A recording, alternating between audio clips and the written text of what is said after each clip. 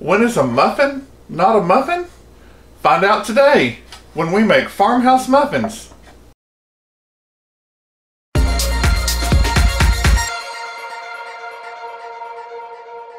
Welcome to Help at Home, your resource for great recipes and easy learning. I'm Jim Hightower. Today we're making Farmhouse Muffins.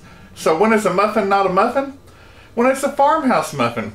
Because grab your pen and paper, here come those easy ingredients. You'll need 1 can of Grand's or Grand's Alternative biscuits, the big ones.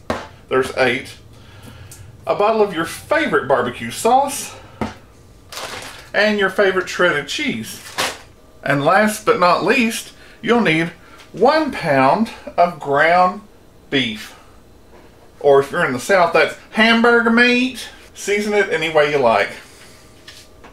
Or not at all. Then, you'll need a muffin pan.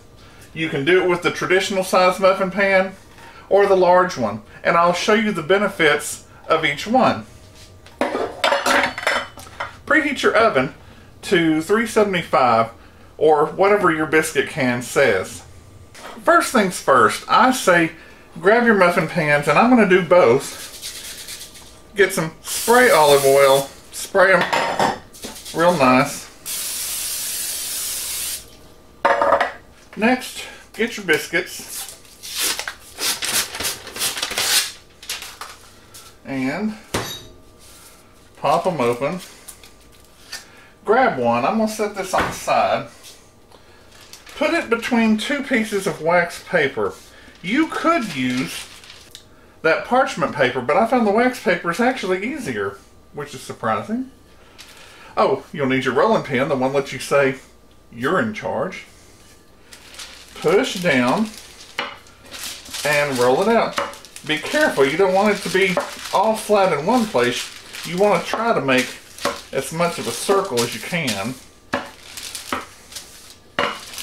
I'm going to warn you, this is a reboot. I did this video last year. It only got 25 views because I didn't have much of a following then.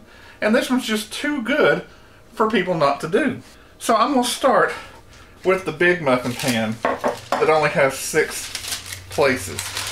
Now, the biscuit dough will stick slightly to the wax paper, but just peel it carefully and push it right down in the bottom. Be careful, lift it up and push down. Don't stretch it, especially on the bottom because you could tear it. Then kind of give it a little push on the side so it'll stick. You don't want to let your biscuit dough sit out for a long time while you're getting everything together, because the cooler your biscuit dough is, the easier it is to work with. Let's get your traditional muffin pan. I'm going to set out 2 and put the rest of those back in the refrigerator so they will stay cool. In fact, that one too. Same thing. Start in the middle, push up, come to the middle, push down. Turn it, then start pushing hard.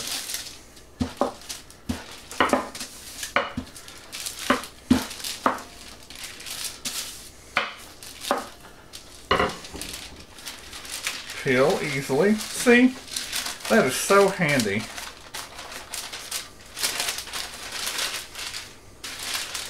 Now, the first thing you're going to notice when we start putting this here in the traditional muffin pan is that's a smaller opening, and your biscuit dough kind of, you get a mushroom top.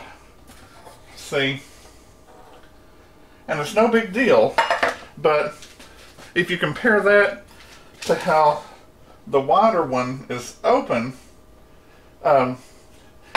you can have a little bit more meat in there compared to a little more biscuit in this one. Okay, I don't think I need to show you how to roll that out anymore. I'll come back when I have the pans full. There you go. Next, I'm going to put my ground meat, my hamburger meat, into a bowl here.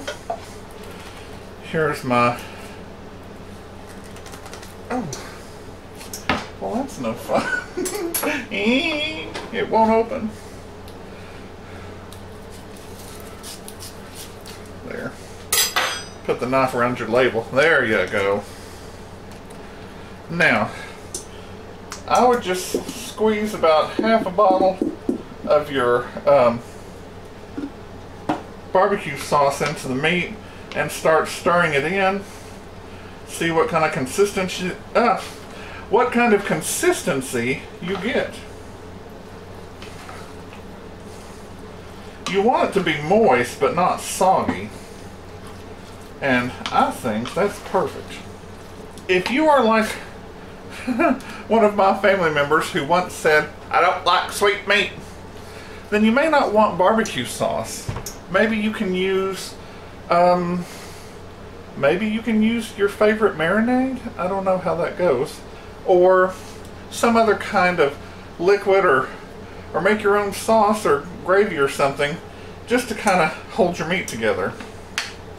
Because again, this is too good of an easy recipe not to figure some way to make it work. And you don't even have to use ground beef. You could use little pieces of chicken and maybe kind of go for your fiesta, hook up some salsa, something, whatever you like. But this recipe my mother found in the it was an original, not original, it was a new cookbook at the time, Home Cooking or something like that. This was about at least 15 years ago. So just spoon your meat in and see, with this these wide-mouthed openings on the big pan here, it's easy to work with. With your traditional pan, you might be able to get a tablespoon or tablespoon and a half of meat in, and that's about it. And you could certainly double this recipe. You know, you could fill up all your muffin. Now, these go into the oven and they cook until they're done. Again, directions on your biscuit can. Mine say about 8 to 13 minutes, I believe. I would never go over 10. You might even check at 8. Always, you know, give yourself that extra insurance. Here they are out of the oven. These are the larger muffins. And see how they're browned around the edges. Here are the traditional size, and they've mushroom topped. You want to make sure they are nice and brown around the edges.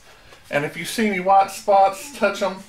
Make sure that they are semi-firm, because if these are not done, it'll be gooey underneath, and you don't want that. That's gross. See this white spot, but it's done. Now, cheese.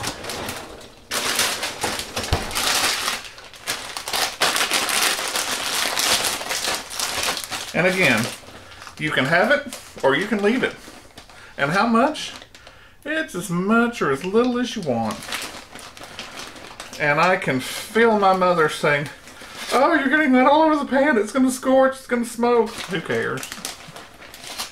Actually, she might or might not say that.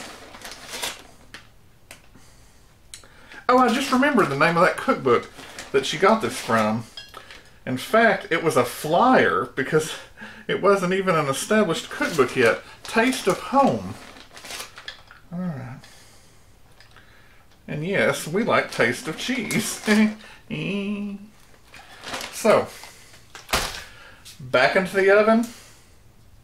3 to 5 minutes. Watch it. Don't forget. Here they are out of the oven with the cheese melted. Look at that goodness.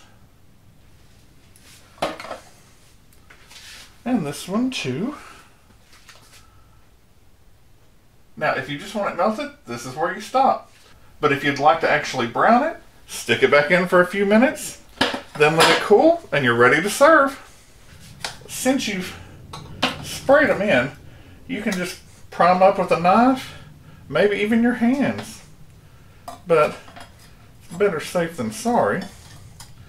And notice the bottom is brown. It's done.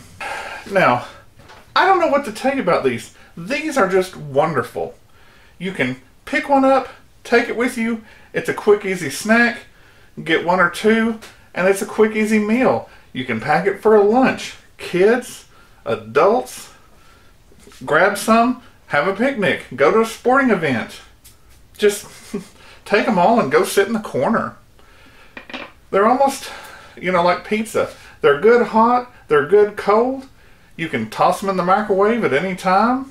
I would think you could even freeze these after they've cooled off, and then you would always have some.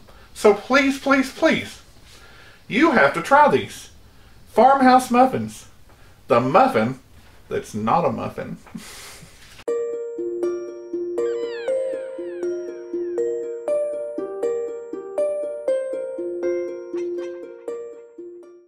If you like this recipe for Farmhouse Muffins, the muffin that's not a muffin, give it a thumbs up. Subscribe and share with your friends who like to cook or just want to learn how. Drop me a line in the comments below about your experience with this recipe and what else you'd like to see in the kitchen. Click the bell in the top right hand corner for notifications. I'm Jim Hightower, and remember, everyone needs help, even me. Enjoy.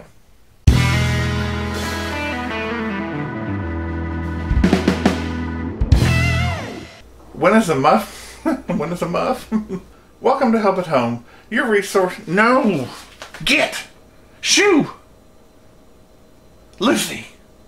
Go!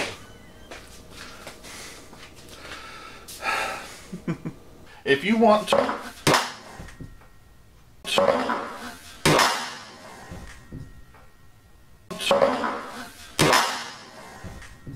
Hey!